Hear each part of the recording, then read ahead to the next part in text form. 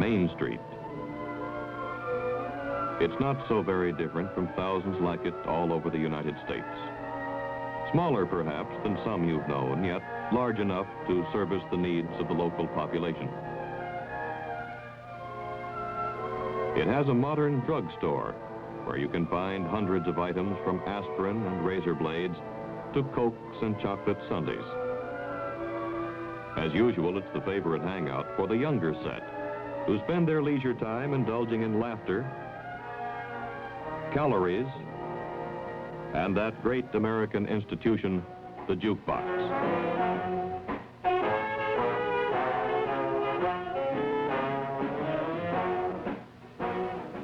There's a department store.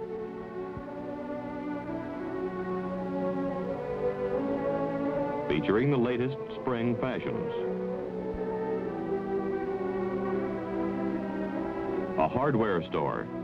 They're offering a special on gardening tools today. A library and a church. Strangely enough, its doors are always locked.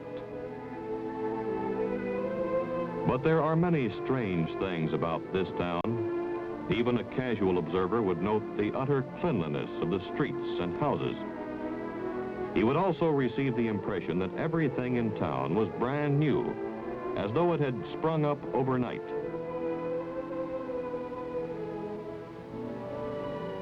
A closer examination of the inhabitants would reveal that all of them seemed to be in their early 20s. Policemen, businessmen, mechanics.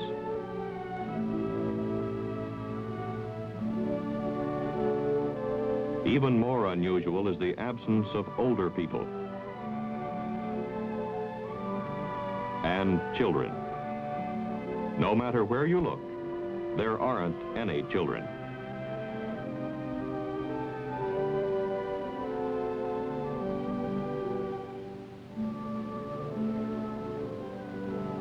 Yet the population seems large enough and busy enough.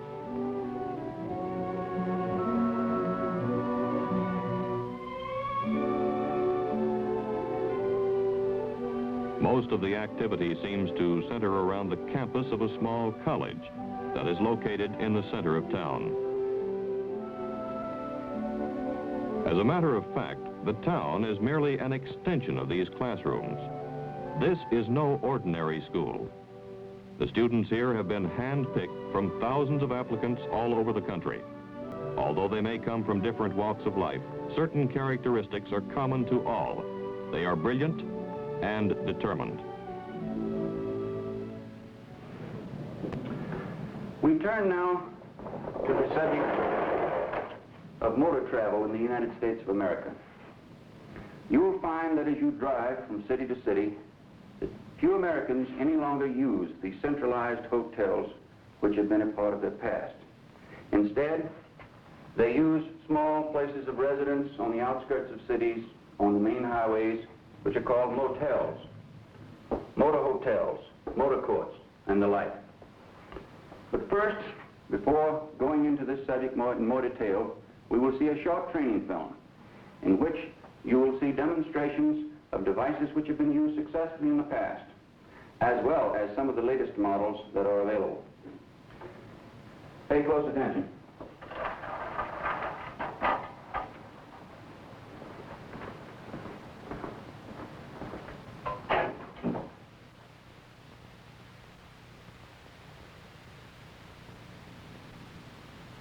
This is a typical American motel.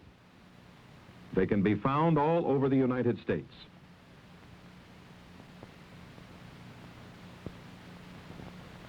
Since most Americans use automobiles as their basic mode of transportation, motels have become very popular. Because of the luxurious facilities that most motels offer, even those who travel by rail or air seem to prefer them to the ordinary hotels that are found near transportation terminals. As you can see, the interior of this room offers many opportunities for the use of surreptitious listening devices. A few years ago, the only devices available to us were tiny microphones, which could be installed behind the walls or under the floors. However, the installation of these microphones took time, and the accompanying wire made them susceptible to discovery. Today, we are no longer faced with that problem. To the unpracticed eye, there is nothing suspicious about this room. Nevertheless, these men are, for all practical purposes, speaking directly into a microphone. As part of the decor, most motel rooms display inexpensive lithographs enclosed in a simple frame. This one, however, is used to camouflage one of the simplest devices available.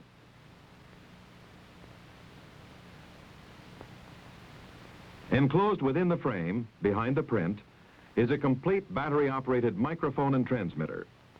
There are no wires or buttons visible. The batteries can operate continuously for more than 200 hours and are easily obtained. The advantages that this unit possesses are obvious. A new picture can simply be exchanged with one already in the room, or if time permits, the existing picture can be utilized by inserting the transmitter kit into the frame. 3/4 of an inch is the minimum thickness of frame that is required for installation. Reception is usually excellent, no matter where the voices are located in the room. On that production figure for DC, I have the estimated daily production of 3. What do you show unit cost at? The estimated unit cost Second one down. is $5,245. Not only can a conversation be plainly heard, Why? but a permanent record made, Looks good, too. one that can be used for future reference, simply by using this small tape recorder in conjunction with the rest of the equipment. Oh, it's 11,459. The listener doesn't have to be close to the transmitter. He can be a block away, sometimes up to 1/4 of a mile away, if conditions are just right. A passerby would notice nothing out of the ordinary here. Just a motorist checking his route on a road map. Appearances can deceive. That hearing aid in his ear is actually wired to a tiny receiver, which allows him to hear what is being said in the motel room. I think they should. I don't see any reason why not. A permanent record of the conversation can be made under these circumstances just as easily as if he were hidden from view. The recorder can be hidden quite simply, as this man has done. There is enough wire on the spools to record continuously for 4 hours if necessary. Volume controls are simple to make. However, entry is not necessary in order to hear what is being said within a room. If the wall is so thick that the sound waves are blurred or otherwise indistinct, a long metal probe can be attached to the mic and pushed through the inner wall to the inside of the wall of the other room. The vibrations then pass from the wall through the probe to the microphone, clearly reproducing any sounds emanating from the next room. The contact microphone has other uses. Because of its small size, it is easily concealed and can be used even in public with success.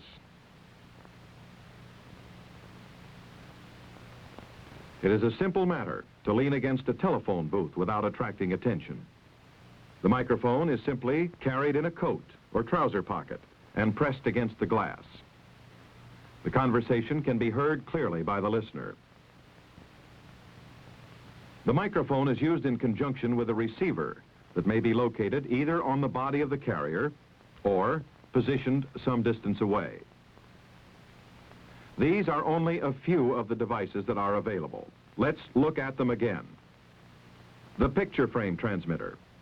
It can transmit all the sounds in an average room as far as 1/4 of a mile under optimum conditions. The contact microphone with different sized probes.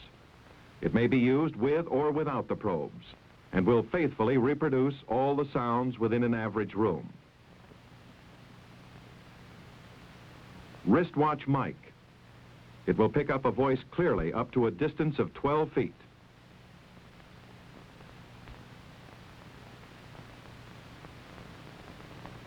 The tie-clasp microphone. Its range is also 12 feet. These small microphones will reproduce all sounds in an average-sized room. This wire recorder can operate continuously for 4 hours. The small tape recorder, which can fit into a shirt pocket, can record continuously for 1 hour. These are some of the tools of your trade, weapons of democracy. Learn them well.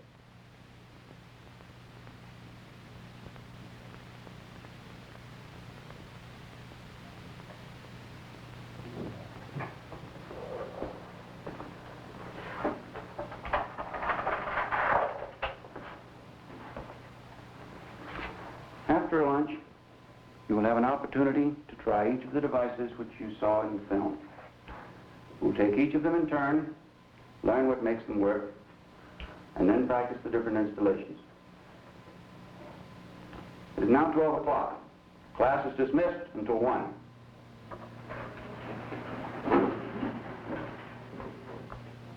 No, this is no ordinary college. The curriculum offers conventional courses in American history, geography and chemistry, plus some in photographic techniques, electronics, encrypting and decoding, and lab courses in the use of explosives.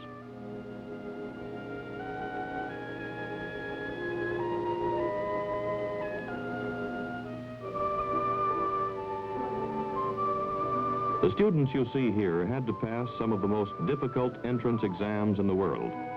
They are a special group. They have to be. The rest of the town's population is just as special.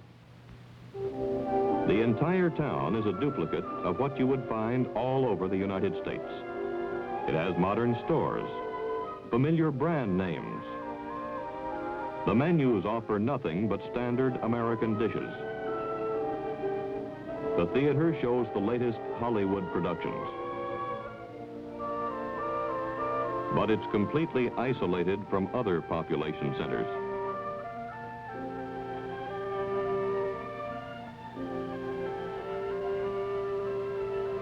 And entirely surrounded by barbed wire and armed guards.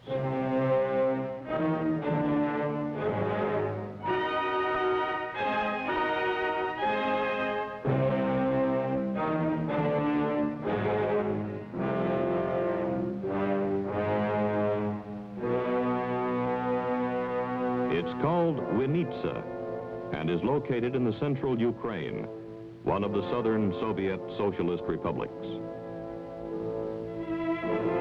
The entire town is a huge school designed to train Soviet youth how to live, think, and react like their American counterparts. They drive American cars and obey American traffic regulations. They follow the latest news of America, from sports to Hollywood scandals.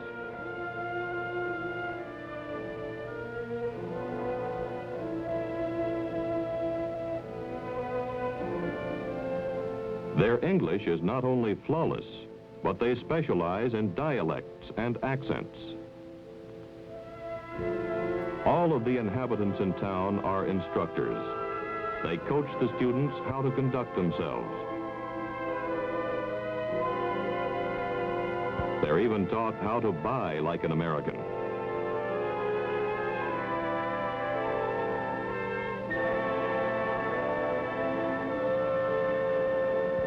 The only genuine feature about Winitsa is the fence that surrounds it.